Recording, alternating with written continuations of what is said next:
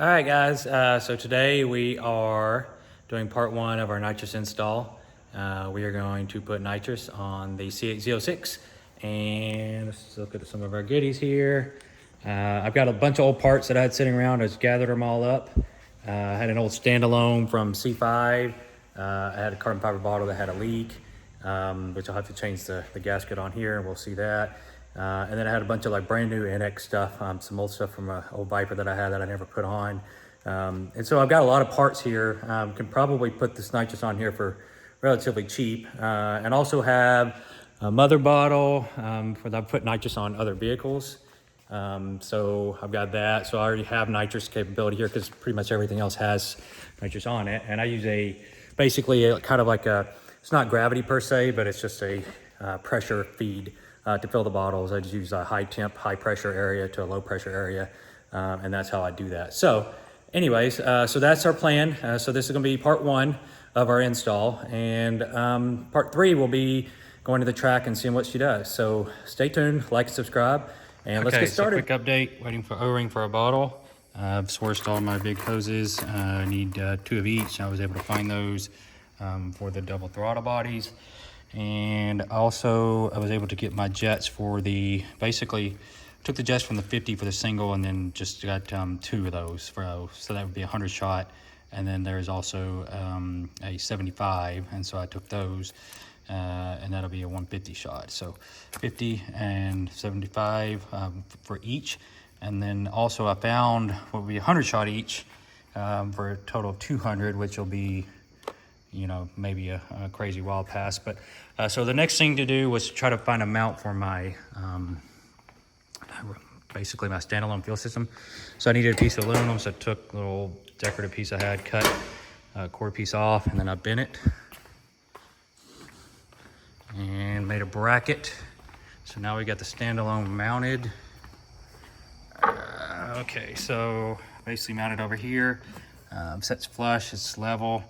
Our line's going to come out down here, and from there it's going to come back up and around into, I'll probably cut, I'm trying to figure out exactly where I'm going to go in, I don't know yet, somewhere away from the exhaust obviously, and then go back up into, honestly I don't know where I'm going to go yet. Anyways, I'm going to figure that part out, but somewhere I'm going to enter through here.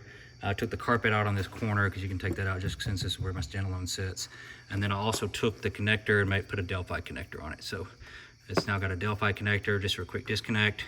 This should come out pretty easy. And as you can see, it's a C5 one, but it seems to work okay. It sits in there pretty good. And you don't lose a ton of trunk space, just mainly lose this corner. So anyways, so that's where we're at. So stay tuned. Waiting on lower ring to come in, and then we're gonna work on mounting our solenoids. Okay, so our bottle, unfortunately, has a leaky O-ring. This thing's old. It's from like the 2000s probably. I've had it for quite a while.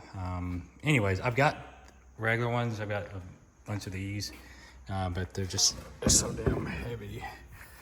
So I'm gonna try to save the weight. So let's see if we can get this thing loose. I've not actually done this before, but I know this twists off and there's an O-ring in here. I've just never taken it off. So what I'm planning to do is take this, I'm gonna strap it to something like a tree or something with some wrap, try to protect the carbon fiber best I can, and then use either my pipe wrench or I've got a 27 that's close enough to what I can get and hopefully get this popped off and then get a new O-ring for it. So that's gonna be our first step. So ratcheted it, keep it stationary.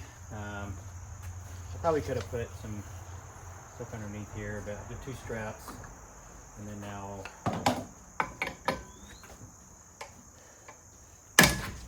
it's breaking it loose. It should just twist off.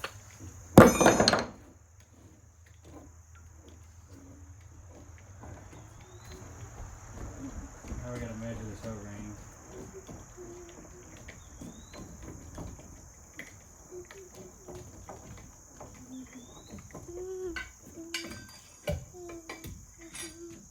I think the newer valves have a bigger outlet, the super high flow stuff, than what this one has. With this O-ring, to measure it, and then I can order another one, but that should be where it's probably leaking from. That's my guess. You put it in water, you can really tell. There's a couple other little places it could have leaked from, but with the valve closed, most likely it would leak then. It's probably this O-ring 9 times out of 10. So, all right, so now we just got to get this changed, and then hopefully this valve should be good. We'll put a couple pounds in it, put it under water, see for bubbles, and if it's good at 2 pounds, it should be good at 10 pounds. And then all right, so the Standalone's been sitting for a long time. I have no idea what pressure this fuel pump is. I think it's a Walbro, so it's probably like 60 PSI. So in order to get the fuel jets, I need to know exactly what pressure is going through in order to get that to calculate. So I've got my, basically, you're gonna have to step back, baby. Step over there, okay? I've got basically little jumper wires from my battery over here. And let's see, this is positive, this is negative. So we're gonna jump this and we're gonna see kind of what it puts out. Let's see if this thing still works and see what pressure we are. This might leak a little bit. I just kind of hand tighten most of this for this test. Let's see.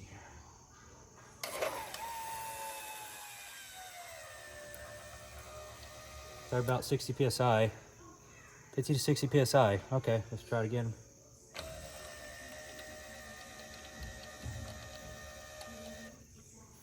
Yep, okay, that one's leaking a little bit. All right. Okay, so now we know what we need to order. We got 60 PSI. Okay, so back in the garage, went to One Fellows, have to take a break. Got the nitrous bottle O-ring from NX. It's one of these, pretty standard. It works for all of the bottles. It was actually the same size for mine. This is the part number. Anyway, so got that installed. I've got it in the refrigerator. We're gonna try to put a couple pounds in it, see if it holds nitrous. I just want to give you a quick update for this nitrous install series on kind of what we're doing. So I'm kind of working right now on this solenoid, which is our nitrous solenoid. So my plan is to run 2 throttle bodies.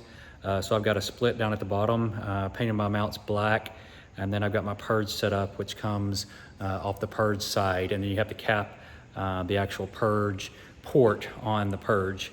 And so basically the nitrous will come in through here, and it can purge off through there, and then as it gets activated, it opens a plunger and then shoots the nitrous out these 2 right here, which are to the dual throttle bodies. So this is kind of the setup that I have right now. And then where I'm gonna mount it, we're gonna take and do it right off of this strut bolt right here. You guys can see that, but basically it's gonna set off of there, and then the throttle body is going to come off, it's going to connect, and then I'm going to have the nitrous coming somewhere off of here, or the fuel, sorry. And then of course we have, so far, I put a Delphi connector from GM on here, so a Standalone. Got my lines already ready. Just got to go through, tighten all this, make sure we're still good. And then we're getting closer. So that's kind of where we're at. So today I'm just working on getting the solenoids mounted, probably put the plates on, and have everything kind of hardwired. Still waiting from my stuff from Peitz Performance to actually do all the cool shit. This is just the rough, just spraying part. The hard part comes with the actual keeping the transmission happy and the computer happy. So, all right guys, so took a rest for the day. Just kind of show you what we ended up doing yesterday. Recap, we got our fuel solenoid mounted. I'm hoping this thing will be good. May have to change this a little bit to get something better for the nitrous feed line. I've got these a little loose so I can maneuver them. And then we also put in our plates, which I'm gonna check the lines today. No issues hooking up with the VLT. That's very malleable. If you have stock intake, it's probably gonna be an issue. So now the thing is, where do I run these lines? So I got 2 options here. I can run my fuel and nitrous line through here, cut a hole, put a gasket around it, have them enter in through here above the intake and go straight shot to the solenoids, which are right there. That is the easiest way, and also allows me to return to stock since I still have my stock cover should I want to. The correct way, which in my opinion would be probably to go down and underneath here, pull the Standalone out, cut into the fender well, go in through where the computer and everything runs and the wiring, run it up along there, come in along the fender well into the engine bay, and then go up and around to there. So those are my 2 options. I'm debating on which way I'm gonna go. I'm gonna think about it for a minute. So that's our plan for today. We're gonna get all this hooked up. I'm gonna get my jets in. We'll talk through why I chose the jets that I'm choosing, how I came about the numbers. and show some charts. And then we are also going to fill my nitrous bottle to see the carbon fiber one, to see if I've got any leaks. On the screen you'll see the basically the 90 millimeter with E85 and 55 psi, which is what I'm running. So you've got the 24 fuel jets, which there's 2 of those here, and you got the 35 nitrous jets, and there's 2 of those here. So we're gonna put those in with the plates. I've test fitted the lines. It's just a rough fit just to see if the length's gonna be appropriate. And here's what we have so far. I'm gonna clean all that up. I should just test fit, just see if the reach and everything looks good. So everything looks good. We're obviously organized, but so we're gonna go ahead and put the lines in, because obviously once you install the plate, that's an open area for the intake to suck in air, so you get a vacuum leak. So I've got to hook those up if I plan on driving the car in the interim. So, all right. Okay, so we're gonna talk a little bit about how we're gonna test that bottle. So I've got the carbon fiber bottle. I had a leaky O-ring. It was this O-ring right here. It was a little compressed and I was getting some leaking. I'm pretty confident that's where it's leaking from. So took it apart, now reassembled. So basically what you do is there's a large mother bottle that I have in my other garage, and it's, I'm not sure exact weight, I wanna say 100 pounds. So it holds basically 100 pounds of nitrous, a 100-pound bottle.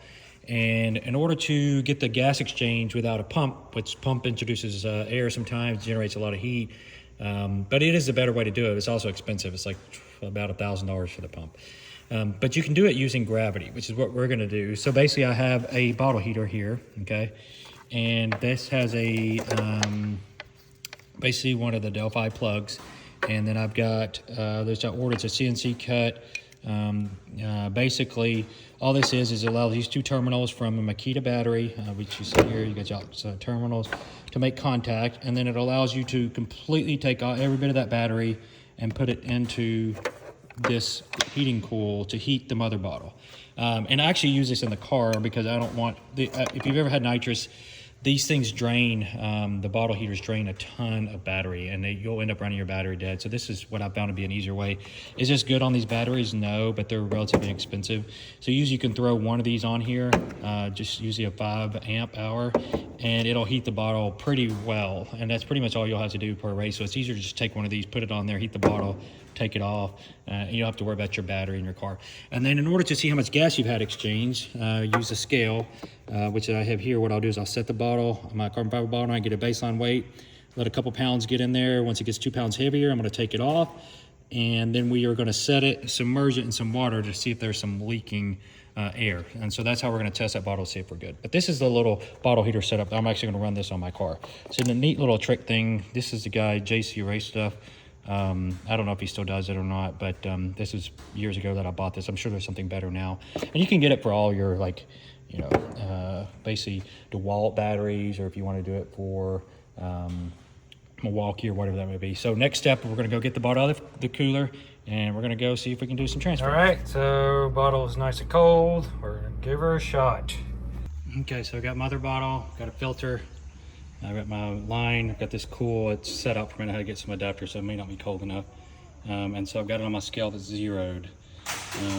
Normally you would heat this bottle, just for a couple pounds, I don't think I need to. So we're gonna try this, and we're gonna get the weight. So, let's see if we can get a couple pounds in here. 2 pounds. Okay, so I've got 3 pounds in the bottle now, so now we're gonna check for leaks. So turn my knob off. We're gonna stick it in this water right here, and we're gonna bleed this other line. So it's a feed line. So both bellows are off. Okay. All right, let's disconnect. That was fast, so it didn't really take much heat to do that. So see the nitrous come off there. All right, it's nice and cold. Give it a second, still coming. All right, still got 3 to PSI. All right, it's been sitting, this bottle's been sitting for a while. I've had it for years. If you are wanting to do this, if you go to your local gas company, you can get a mother bottle. Okay, so we got it in here looking for little bubbles, for leaks. And I don't see anything, so I think it's good. There's a bubble there. Watch it.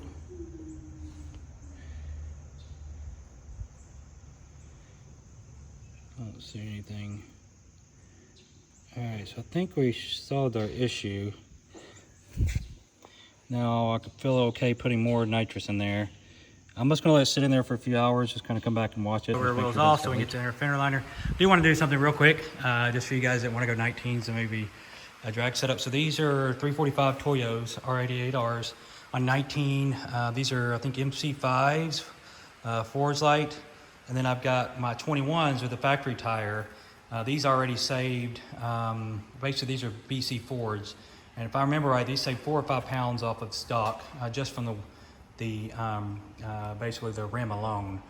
So just going to this Ford's smaller rim, it's actually not smaller, but it's got less cuts. It's obviously less material, so it's lighter. So let's see what the overall weight is between the two.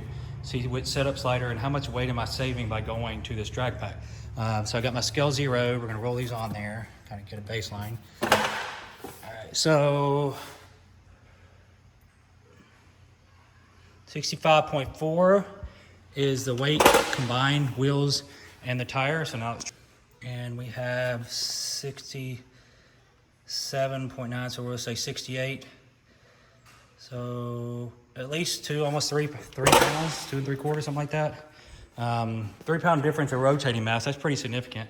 You can look, it doesn't look like, that's a 13-inch wide rim too, so you could save some weight probably doing a 12, because it looks like that tire doesn't need that wide of a rim, just looking at it. So, and also if you do a 12, you have more tire options in the 19 size. So we're gonna put these on there since we already have this off, and we're gonna be setting our lines.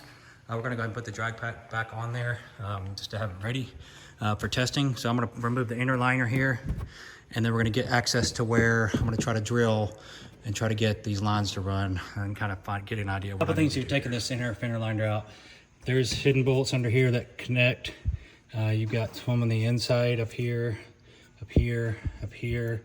And then there's some hidden ones in your fender well. And look at all the trash that gets collected down here. It's just a lot. Just tons and tons. You can see where it comes up right in through there. There's like that gap and it just sets. Anyway, so you got these two to kind of watch for if you're taking the inner fender liner. It's a lot more bolts than you think, but gives you a straight shot up into here, which I like.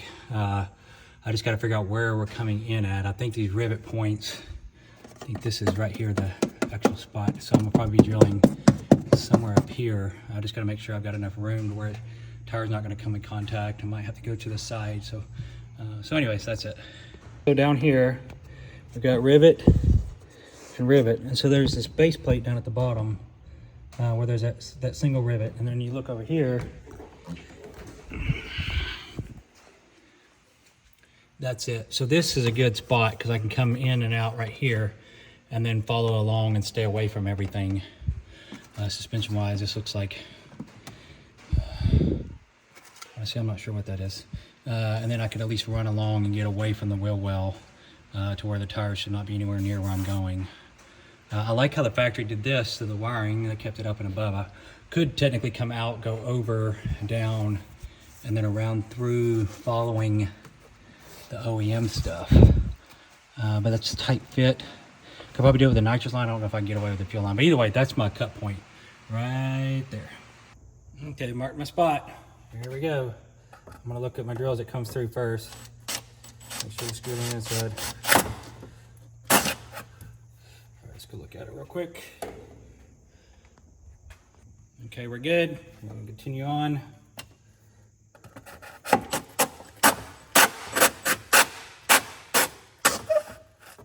Okay, and that's fiberglass, so you can just fiberglass over it if you don't like it. But basically, so now we're through. And now we got the inside of the car, and what I'll do is show you in a second. That'll be in part 2, so stay tuned for that. All right, thanks, like and subscribe. All right, so we got it hooked up. This is just, I still have some things to do, but I'm just kind of showing. Ran through here, it's coming straight underneath. There's a heat shield. I'm gonna actually have shielding over this. I've got it ordered, it's not here yet, over the fuel line. But basically they are going to run up through there. back behind, this is where the wheels max it can touch, so nothing should be able to touch that. This will be all wire tied and grouped along with my wiring. I'll probably take it over, follow this harness. But anyways, this will be sealed once I get the wiring through. And this should be able to, good, I'll have, like I said, a heat shield over this. And that shouldn't be able to be touched. And then I'll have my fuel line running up through there. And that should be it. And also just kind of give you an idea where it runs through. It goes to the top underneath where the heat shield is, through where the intake's at, and goes straight up. So that avoids going over the big part of the exhaust. There's a lot of room right there. I'll wire tie all that. And this will all be cleaned up once I'm finally, this is my spot installation right now, but all these wires and stuff will be cleaned up, wire tied and made better, but I was just doing a test fit. And then of course our lines are in here, which I could actually do a lot shorter one, but in my fuel line, and then that'll be all sealed, and put my Standalone back in. So all the hard part's done. Now, well, not the hard part, the wiring's probably the hard part. With the actual physical part, it's done. Noids are in, just need to wire them. I got the Standalone, we've got our nitrous line. I'm gonna mount the bottle over here, long ways, and I'm gonna mount it to the floor, and that'll be just sitting like this. Puts all the weight in the back of the car, which in my mind is better than running it to the front. And then I may do a half as long nitrous line before I tie that up. I weighed that as a 1 pound total, so I could save probably half a pound. So anyways, all right, so stay tuned, like and subscribe. This is part 1.